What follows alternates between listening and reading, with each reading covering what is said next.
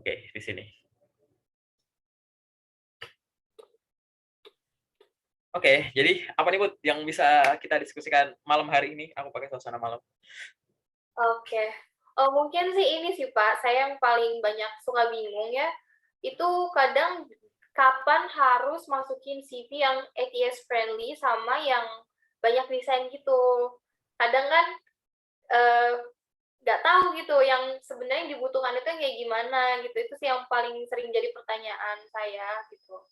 Jadi kebanyakan selama saya apply itu saya pakai yang ATS semua, karena saya takutnya, semua pakai ATS gitu. Oke, udah ya pertanyaan itu. Jadi kapan kita menggunakan ATS, kapan kita menggunakan yang desain.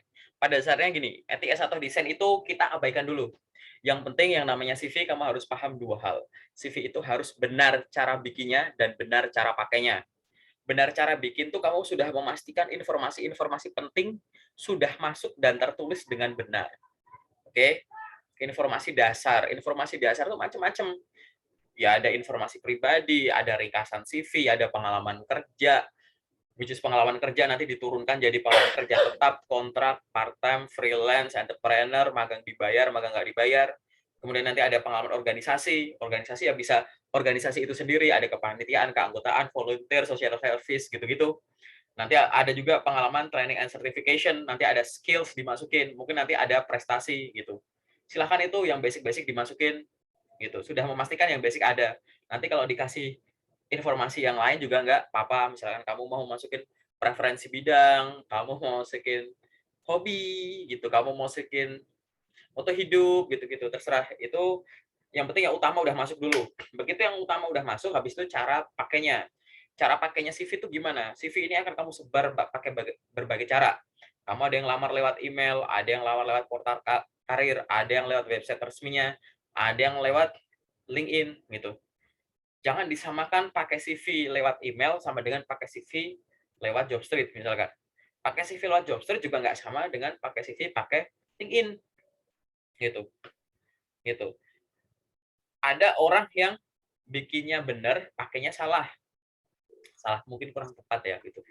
CV-nya udah bagus, tapi kamu ngelamar kerja cuma lewat email terus. Yang lain nggak dicoba gitu. Atau CV-nya udah bagus, ngirimnya lewat LinkedIn, tapi LinkedIn-nya profilnya kosong. Di CV nyantumin, ini LinkedIn saya. Setelah dikunjungin, nggak lebih informatif. Padahal seharusnya LinkedIn itu lebih detail daripada CV. Gitu. Oke, minimal sama, tapi harus lebih detail. Kamu punya activity yang bisa dilakukan di sana, CV nggak bisa ada activity ditulis. Gitu. Activity yang sedetail itu. Kemudian kamu bisa connect, follow orang. CV nggak bisa connect orang. Gitu-gitu. Atau sebaliknya, cara pakainya bener tapi CV-nya nggak bener. Wah, kamu udah pakai semua platform jago, tapi nggak sadar di CV-mu banyak typo, nggak sadar di CV-mu nggak rapi, nggak sadar di CV-mu tuh informasinya tuh pemilihan katanya salah gitu, jadi kurang menjual, lebih kayak sekedar saya pernah kerja di sini, saya pernah magang ini gitu. Pengalaman kerja nggak di breakdown, nggak masukin prestasi padahal punya. Nanti akan dianggap kamu jadi kurang berkarya, kamu kurang kegiatan produktif. Bukan karena kamu nggak punya, tapi nggak ditulis atau tidak tertulis dengan benar gitu. Nah ini akhirnya jadi kurang teroptimasi. Kamu ngelamarnya banyak, panggilannya cuma sedikit gitu. Nah kalau itu yang dioptimalkan pasti akan banyak gitu. Dulu gitu ya, CV tidak terlalu dipusingkan antara ATS friendly ataupun enggak. Namun beberapa waktu terakhir gitu ya, muncul tuh sistem ATS gitu, aplikasi tracking system itu, sehingga mulai banyak perusahaan yang mulai mengadopsi pakai cara itu. Daripada nih ada ribuan CV, kan ada namanya dalam tanda kutip perusahaan favorit dan pekerjaan favorit gitu ya. Ribuan CV masuk, nggak kepegang gitu. Karena ngolahnya pakai mata langsung kita lihat satu-satu gitu kan. Sehingga muncul sistem itu yang dia akan mengekstrak informasi yang ada di CV, which is CV-mu nanti diekstrak kata-kata kuncinya dengan kata kunci yang ada di jabatan posisi yang dilamar. Nanti dicocokin. Makin tinggi korelasinya, dia makin punya kesempatan untuk ke tahap selanjutnya. Jadi nggak buru-buru diseleksi pakai mata recruiter gitu loh. Tapi dua-duanya tetap akan berakhir di mata recruiter gitu. Nah, kapan kita pakai keduanya gitu? Kalau secara teori sih, kalau kamu tahu udah riset ke perusahaannya di mana ini misalkan perusahaan global yang gede, masuk yang Fortune 500 perusahaan terbesar di dunia, misalkan gitu ya. Atau dia termasuk yang startup, tapi dia yang udah kayak dekakorn gitu-gitu ya, yang gede-gede gitu. Nah, itu biasanya udah pakai kayak begini tuh. Tapi kalau perusahaan yang masih lokal-lokal ya nggak pakai ATS gitu. Karena mahal itu sistem gitu. Secara teori gitu. Apakah aku harus punya 2 CV? Itu pilihan. 1 CV juga boleh.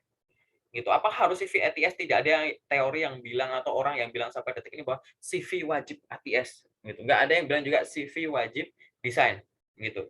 Pertimbangan kamu kapan pakai itu misalkan satu, tadi kalau kamu ngelamarnya itu pakai suatu platform yang akhirnya masuk ke database dulu kayak ke lewat Jobstreet atau lewat website perusahaannya langsung gitu.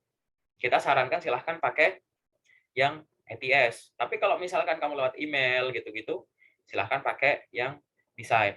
Atau misal industrimu industri kreatif yang ada gambar-gambarnya, desain ini itunya. Kamu pengen pakai desain jadi biar kelihatan kayak aku tuh anak seni, aku tuh anak desain, aku tuh anak IT gitu. Desainnya di gitu-gituin untuk menonjolkan bahwa itu adalah karakter kamu, maka silahkan menggunakan yang desain gitu. Jadi pertimbangannya macam-macam. Kalau aku cuma punya CV tunggal ATS, boleh nggak? Boleh, silahkan. Jadi CV digunakan, tapi sosmedmu nge-branding kamu gitu. Gitu ya, Putya. Semoga jelas. Oke?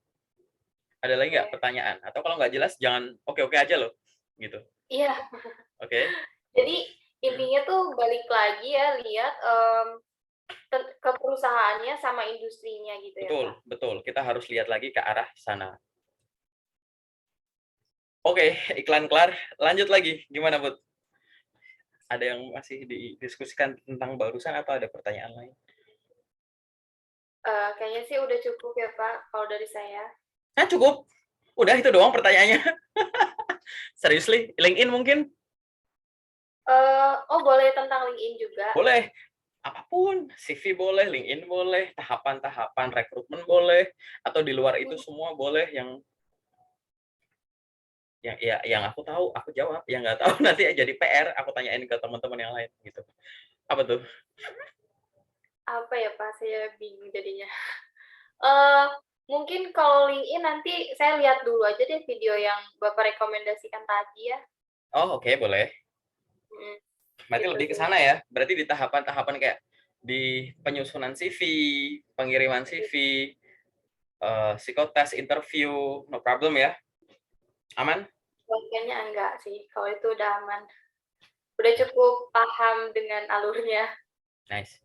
Aku suka nih kalau pede begini. Jadi simple sesi generalnya. Oke, kita masuk ke sesi detail ya.